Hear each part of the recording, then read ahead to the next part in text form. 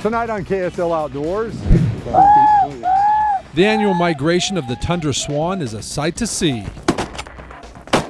Got him. And to hunt. Plus, Shoot him.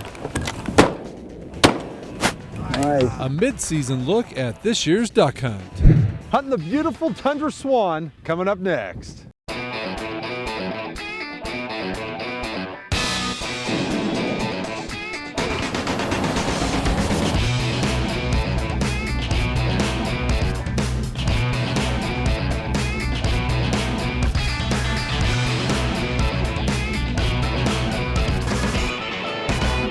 KSL Outdoors with Adam Eakle is brought to you by your local Ford stores. Well, welcome to KSL Outdoors and welcome to a crisp morning in the March. I'm with Rob Friedel with Avery Outdoors. What the heck are we doing out here? It's cold. It is cold. In fact, we just had that snowstorm come in last night, so we got a couple guys that want to go out and shoot some big white swans. And there's a lot in the air, isn't there? There is. There's a lot in the air. The DNR said 47,000, I think, on the last report. So, yeah, we're looking to hopefully capitalize on it. Okay, let's go meet the guys. Cool. I got a call from Jeremy. He's the manager of the Logan Sportsman's warehouse. And he says, hey, I got a kid up here that's got a swan tag. And oh yeah, his dad's got a swan tag too. Meet Mark and Jeff Johnson, a father and a son that both love to hunt, and both just happen to work at Sportsman's warehouse in Logan. We got you some banded waders, and I know you guys have good boots, but these things are insulated and breathable, so when you're trudging around in the mud, you're gonna sweat, and it's gonna breathe. It's gonna feel a lot better, I promise you. They're really, really comfortable. We got you some jackets, some bags, some gun cases. You guys are gonna look the part. Not that you don't already. Jeff was born with a disability, but his dad says it's never slowed Jeff down. Born with spina bifida, had a lot of surgeries when he's young. Does a great job. He's shot at elk, deer. He's done a really good job with his handicap. Loves to hunt. Yeah. Has it been good for him to work there? Very good. Yeah, he used to do janitor work at the local rec center. He hated it, got on to Sportsman, and he loves it. Comes home happy, not mad at everybody. It's in my wheelhouse, what I enjoy. The people I work with, they're awesome. Everyone is awesome. He's got a great attitude. He's always early for work. He's fun to be around. He can take a joke like some of the best. You've never shot a swan? Nope. Okay. They're big birds. Yeah. Really big. I've been on hunts, but I've never shot one. The way the majority of people in Utah probably hunt them is to just pass shoot them. So like what you'll do is you'll find the bird's flight path and you'll get in between them. The downfall of that is a lot of times the birds are actually pretty tall. We want to try to shoot a swan within 40 yards. You don't have to have 48 decoys like we're running. Typically, if you're where the swans want to be, if you have a couple of decoys, that's usually enough. So that's one of the better ways to do it. I mean, to ensure that you're going to get a close shot. Right behind them. We haven't been set up but maybe 10 minutes, and already the swans are headed our way. I know. Hey, don't shoot the gray one, try to shoot the white one, right? And they look slow, lead them. With this wind especially, I mean, they are cruising, even though they're against it, but you want to put that bird, the bead, way in front of them, right? So keep swinging.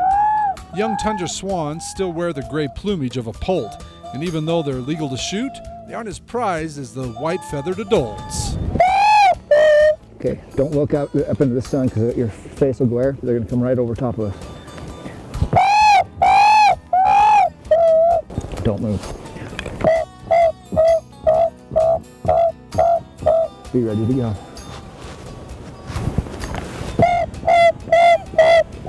Shoot, shoot up, shoot up, shoot up, shoot up, shoot up, shoot up, shoot up. Shoot him again, Jeff. Nice! Woo! Nice, Jeff.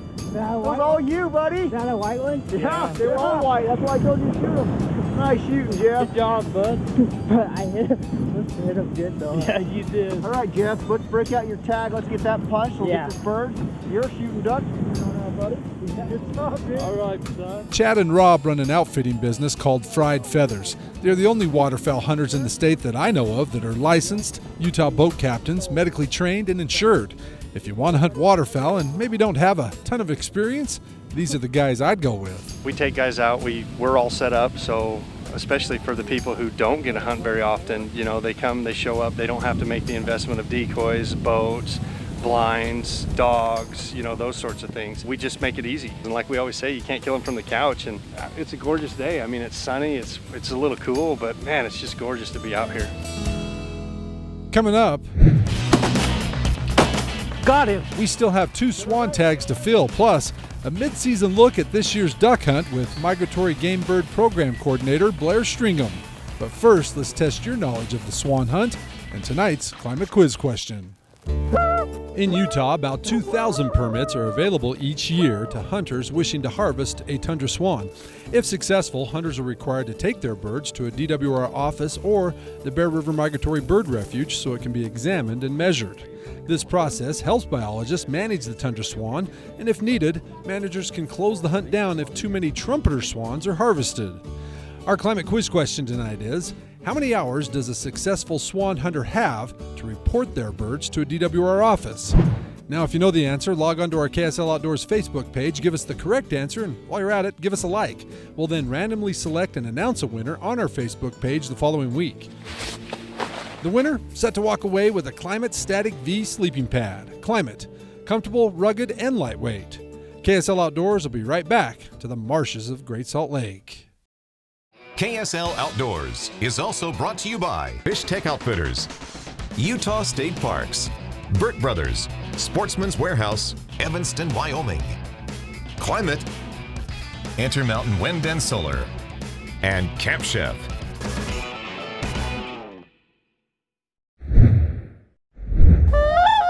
Oh, here we go. Welcome back to the marshes of the Great Salt Lake.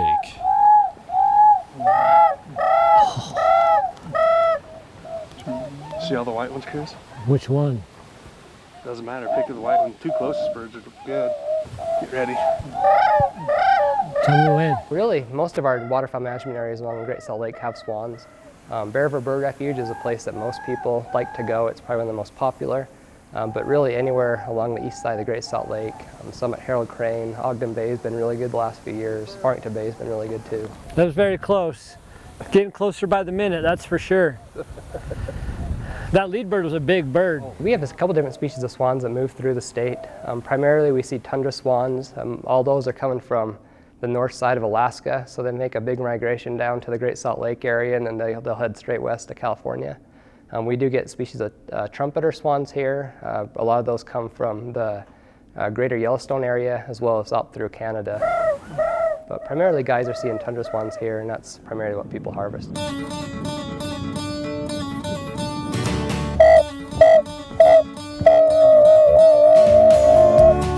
Right here, Chet. On your right side. Shoot him, shoot him, shoot him. Oh!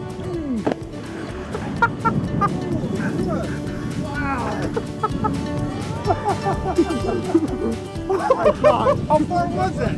10 yards? 10 Oh, maybe. Dude, I think 10's pushing it. Good job, Mark. Right there. There it was. All right, you got a tag, Mark? Yeah. Get this one tagged. You're the last one. You're the only holdout. What's the deal? I'm not quite sure yet. I guess I don't have the lucky touch yet. Lots of time. Oh yeah, hopefully by this evening. It's been my experience that swans usually have a better evening flight than an early flight, and tonight was one of those nights. Coming straight at us. They're just bucking the wind. There's a single bird to the left too that's working our way.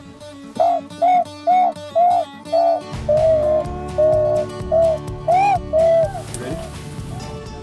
Shoot him, shoot him, shoot him. He's in the decoys. I didn't think you were going to let me shoot him in the decoys, but okay. Hey, you said shoot him. I didn't know when he was flying, when he was doing this. It's a really good bird. We had about 10 minutes of shooting light left and swans flying all around. We decided to just sit and enjoy the scenery and watch these glorious birds. It doesn't get any prettier than that, especially that sunset behind it. Oh, look at them all. Look at that one, his feet down. Oh, that's a shot right there.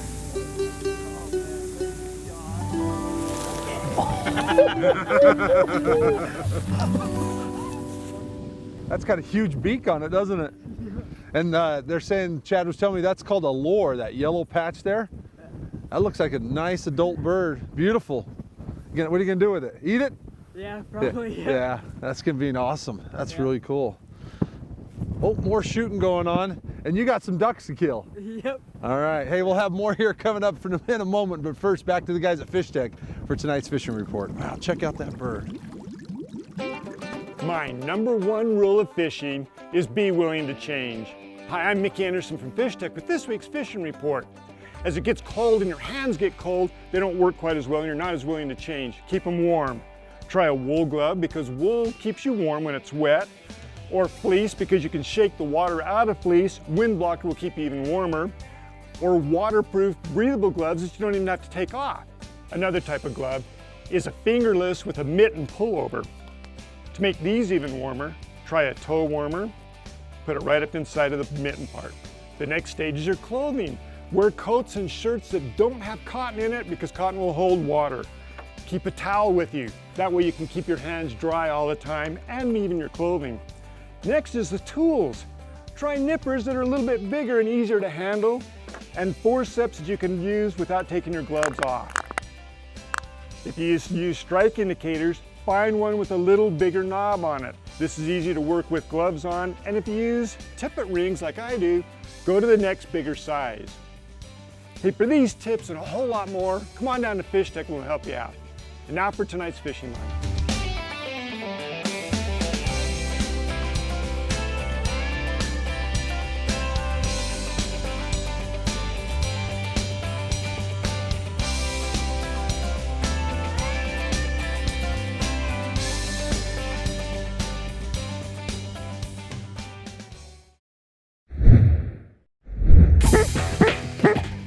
Cheers, Jeff. Nice shot. Welcome back to KSL Outdoors. You know, the duck hunting's really been slow. In fact, I think the airboaters are saying probably the worst start that they've had. Guys have been getting birds, but it's been a slow year if you ask most people. Most waterfowl hunters will tell you just that. This year's duck hunt has been tough, and low water in the Great Salt Lake hasn't helped. Nice shot. Attaboy. Overall, waterfowl populations are still near record levels for ducks and geese, so it's still a good time to be a waterfowl hunter. You just have to be willing to work a bit harder. The weather's here, it should do nothing but get better. I mean, we do have a good number of ducks along the Wasatch Front, and I'm sure there's some guys that are killing them. I mean, if you're out there scouting and able to get into it, then you're probably gonna kill your ducks. Left side, Jeff, get down, get down. Nice shooting, boys. We're really just looking for open water. A lot of the birds will just sit tight till about noon or so, and then they'll start moving out to areas that'll open up where they can feed throughout the afternoon. Some of my best hunts have been just looking for areas that are thawing in the afternoon and then going out and hunting those areas. A lot of them will be just that shallow sheet water where saltgrass, alicornia is at, and they could be awesome for mallards, pintails, widgeon. Give. Another pretty pintail. One change waterfowl hunters will notice for next year is the number of pintails they'll be able to harvest. We saw in our survey this last year that pintail numbers were down a bit from where they were last year. They dropped below a threshold from where we can have 2 birds down to, it'll be down to 1 bird. So for our 2017 season, you'll only be able to have 1 pintail, which is unfortunate because we do have a lot of pintails here, but overall the population has dropped. Nice. Another proposed change could be a win-win for hunters, especially in the southern part of the state. Biologists want to create 2 duck hunting zones in Utah for next season. The North Zone hunt would run October 7th through January 20th, and the South Zone hunt would run October 14th through January 27th. Yeah, we've been looking at doing that for a couple years now. A lot of the guys in the southern part of the state have had reduced opportunities just because it's been warmer in the fall and birds aren't moving south quite as fast as they have been. The plan is just to provide more opportunity for hunters. If they're willing to be mobile, they can hunt for a little bit longer. Right there, right there.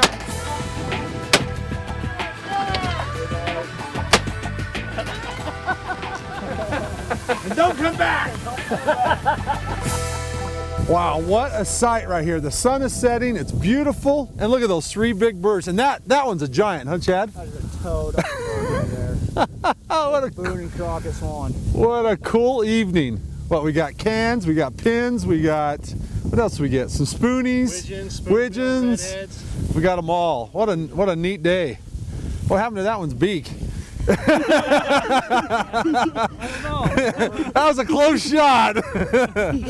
Hey, don't forget to get out and chase these things. You know, there's only 2,000 tags every year. If you do, give our buddies Rob and Chad a call. They'll get you on the birds, that's for sure. Hey, more coming up here on KSL Outdoors in a moment, but first, down a different trail in tonight's Utah Field Guide. For tonight's Utah Field Guide, we thought we'd give you a few ideas on how to get your family outdoors for the holidays. One of the most fun is a sleigh ride through the Elk up the Hardware Ranch Wildlife Management Area. The rides are offered Friday through Monday. The pricing is $5 for adults, $3 for kids 8 and under. Hardware Ranch is located 15 miles east of Hiram up Blacksmith Fork Canyon in Cache County. Or how about a fishing derby at Bear Lake? Pugstone Sporting in Garden City is hosting a fishing derby December 15th through the 17th for the endemic Bonneville whitefish. This derby is only open to the first 49 participants. All the money from the entry fees goes right back to the contestants. There will also be some cool prizes for those that catch this tasty fish. The Bonneville whitefish spawn has just begun and the fishing should just be peaking just in time for the derby. For more information or to sign up, go to the fishing section at fishingbearlake.com. And finally, how about a visit with Santa on Antelope Island State Park? On Saturday, December 17th, the Fielding-Gar Ranch on Antelope Island will host Santa from noon to 3. Bring a camera and your list, and don't forget to dress warm as there will be stories and activities just for the kids. Boy, just 3 days ago, it was 70 degrees in Salt Lake City. I was wearing shorts. Today, a high in the high 30s. It's definitely winter. Let's check out that recreation forecast now by turning it over to Kevin back in the weather department. Welcome back to KSL Outdoors, back here in the marsh, and check out that beautiful sunset there on the Wasatch. Pretty spectacular. Hey, don't forget, if you're looking for some ideas to get yourself into the outdoors, you can always find some right there on our outdoors calendar page at ksltv.com. So what'd you think? That's pretty cool. That's pretty cool, wasn't it? And look at that lure on that bird. Beautiful. What a beautiful mature bird. Aren't they beautiful? Yeah. Cool. Yeah. Getting like up close like this is pretty cool. Yeah, I agree. Hey, don't forget when you're out with your family, your friends, and you bag your first bird, don't forget to snap your some snapshots, send it into our snapshot contest. Now time to turn it over to you for the best of the week, our snapshot of the week.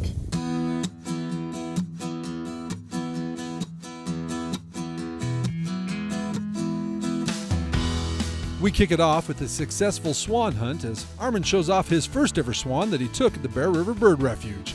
Armin says the 5-hour drive was worth the wait as everything came together on the last evening of his hunt as he was able to bag, with the help of his buddy Rod, this beautiful mature bird.